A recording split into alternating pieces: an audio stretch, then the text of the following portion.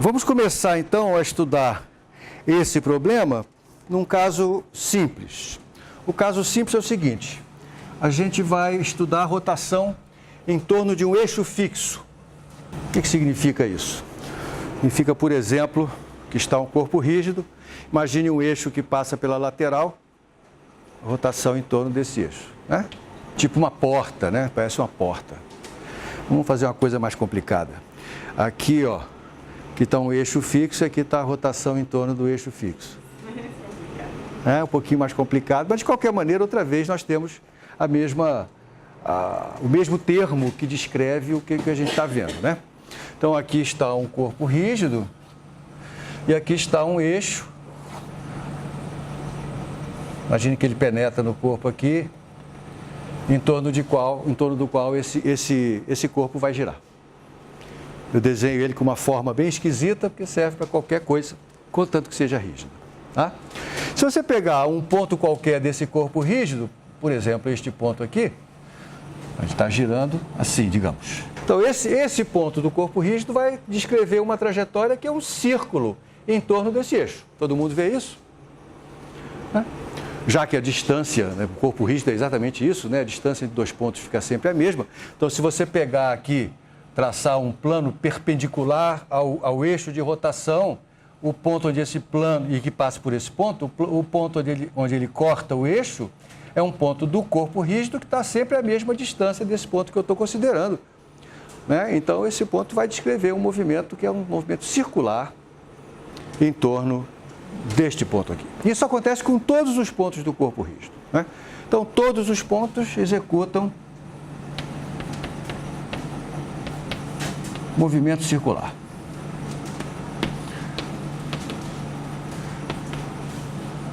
Ótimo. Se tem um movimento circular, então as suas velocidades estão todas relacionadas entre si, relacionadas com essa velocidade angular. Certo? Imagine que eu escolho uma origem arbitrária aqui, e então o momento angular deste corpo, o momento angular total, vai ser a soma sobre todas as partículas de R alfa vetor R alfa ponto, velocidade, né? R alfa ponto, que é a velocidade. Como está todos os pontos descrevendo esse movimento circular com a mesma velocidade angular ômega, que é a velocidade angular comum a todos os pontos, né? Isso aqui eu vou escrever assim, isso aqui é um ômega vetor R de C alfa, né?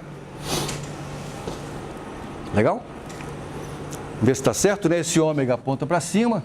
Então, eu tenho aqui, escolho uma origem qualquer. Está aqui o vetor R alfa. Ômega para cima, vetor R alfa, dá uma velocidade para dentro do quadro. De fato, ele deve estar girando assim, a velocidade nesse ponto tem que estar para dentro do quadro. Está certinho, né? Então, esse momento angular total, agora escrito com essa notação, este ômega é o mesmo para todo mundo. Então, isso aqui seria soma de M alfa, R alfa, vetor, ômega, vetor, R alfa. Vamos começar olhando para um caso simples, e mais tarde eu vou escrever a expressão geral envolvendo esse duplo produto vetorial aí.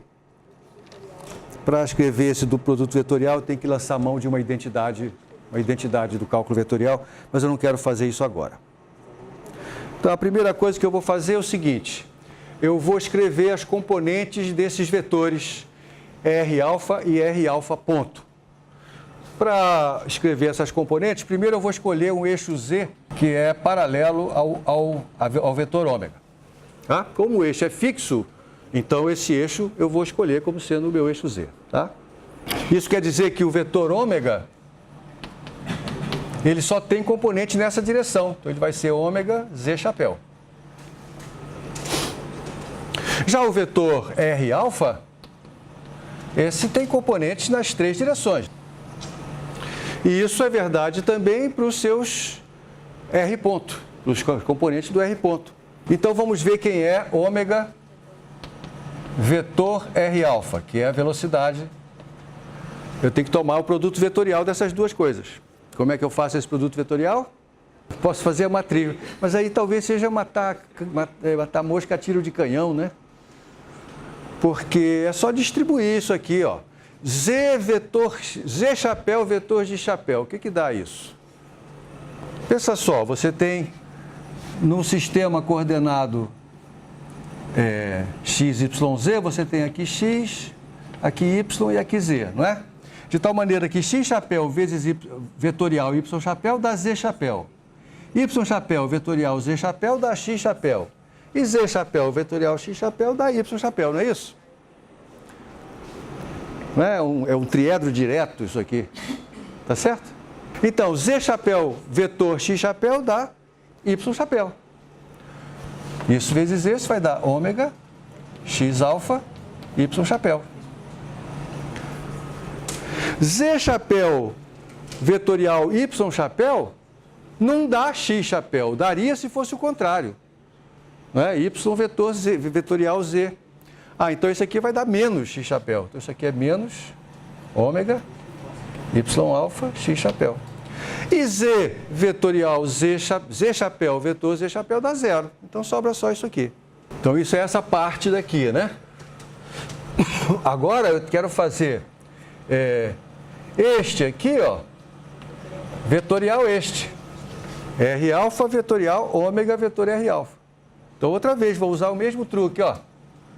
Então outra vez vou pegar R alfa vezes esse, x vetor y vai dar z, então vai ficar ômega x alfa ao quadrado z chapéu, x vetor x dá zero, sumiu, y vetor y dá zero, sumiu, y vetor x chapéu, se fosse x chapéu vetor y daria z.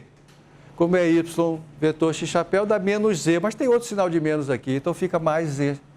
Então fica mais ômega y alfa ao quadrado z chapéu.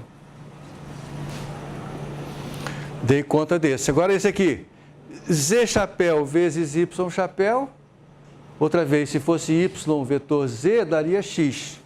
Mas é z vetor y, então dá menos x. Então fica menos ômega x alfa, z alfa, x chapéu.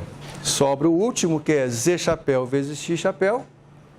Z vezes x daria y, ou dá y, mas tem um sinal de menos. Então fica menos y, menos ômega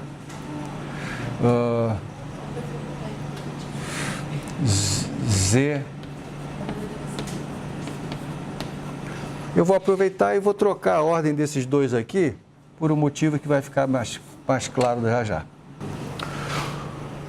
Mas agora veja que essas duas parcelas são ambas proporcionais a z chapéu. Então eu posso juntar as duas. Como resultado, eu vou ter para o meu vetor L o seguinte, ó, soma de m alfa, que multiplica, vamos lá, menos ômega z alfa, x chapéu, menos ômega z alfa, y chapéu, mais ômega x alfa ao quadrado mais y alfa ao quadrado vezes z chapéu. Eu ainda posso fatorar esse ômega, porque está presente em todo mundo.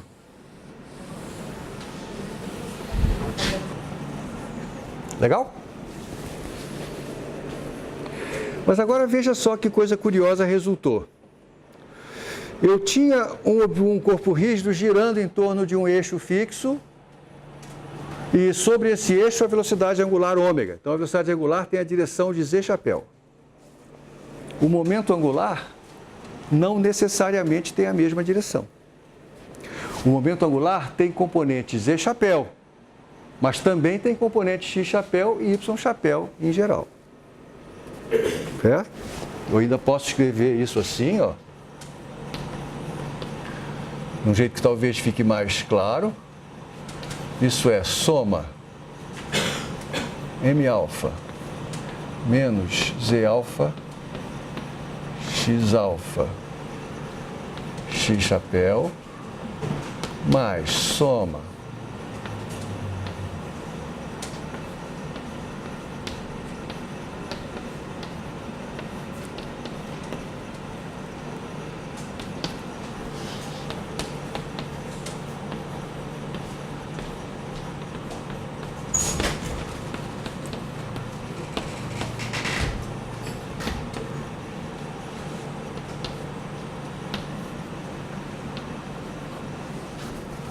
Bom, e o que quer dizer isso então, né? Se você olhar para a componente Z desse momento angular, é essa parte aqui, né? X alfa ao quadrado mais Y alfa ao quadrado, o que é isso? Eu estou com a partícula aqui, um pedaço, uma porção desse corpo na posição XY. X quadrado mais Y ao quadrado é o que acontece. Se eu cortar esse corpo por um plano horizontal, um plano perpendicular ao eixo de rotação, que passe por esse ponto, isso aqui é o quadrado da distância entre esse ponto e o eixo. Não é verdade? X, Y, Z, então x quadrado mais y quadrado, isso aqui é a soma de quadrado de dois catetos, o resultado, isso aqui é a distância dessa partícula até o eixo, eu vou chamar de ρ, que é como a gente chama, né? Essa distância ao eixo. Então, está a componente Z, é a soma de m alfa, ρ alfa ao quadrado, vezes um ômega, que é constante nessa brincadeira. Isto aqui, ó, você já viu antes na vida. Como é que você chama isso aqui? Isso é um momento de inércia associado às rotações em torno do eixo Z.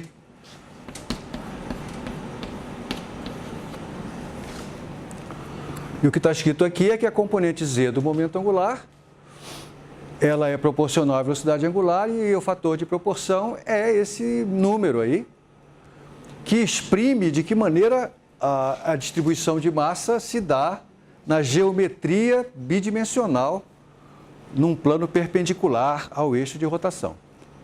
É isto que é o momento de inércia que apareceu aí.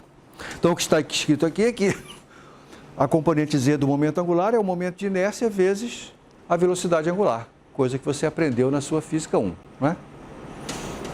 Isso tem um impacto importante no cálculo da energia cinética desse corpo girante. Por que isso? Porque a energia cinética, ela depende quadraticamente da velocidade, né? E se eu vou medir a energia cinética relativamente a esse eixo, então, o movimento de cada partícula é esse movimento circular que eu já descrevi e cuja velocidade eu já calculei aqui, não é? A velocidade está calculada aqui, ó. Isso aqui é ômega vetor R, está aqui a velocidade calculada. Ora, então, a energia cinética vai ser a soma no meio de m alfa vezes a velocidade ao quadrado. Isso aqui é o quadrado. É uma coisa que tem componentes ômega x alfa e ômega y alfa. Isso ao quadrado é a soma dos dois quadrados. Então vai dar ômega ao quadrado, que multiplica x alfa quadrado mais y alfa ao quadrado. E isso aqui é o ρ alfa ao quadrado. Que eu também posso escrever assim, ó, soma. Eu vou botar aqui 1/2 vezes a soma do m alfa, ρ alfa ao quadrado, vezes ômega ao quadrado. Outra vez, lembre da sua física básica, você aprendeu que nessa situação a energia cinética é 1/2 de momento de inércia vezes ômega ao quadrado. Ali está o momento de inércia aparecendo outra vez, o mesmo IZ, né?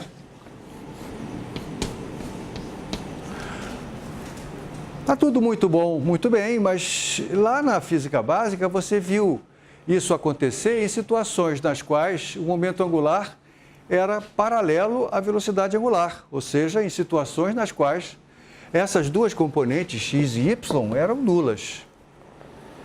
Mas agora você está vendo que elas não precisam ser nulas, né? De fato, em geral, elas serão não nulas. Isso quer dizer que o momento angular não vai ser paralelo à velocidade angular. Então, se eu tenho um objeto, um corpo rígido, girando com velocidade angular constante, ou velocidade angular sempre na mesma direção, em torno de um eixo fixo, o momento angular dele não vai ser constante, não vai ser fixo. Vai ter uma direção que vai mudar com o tempo.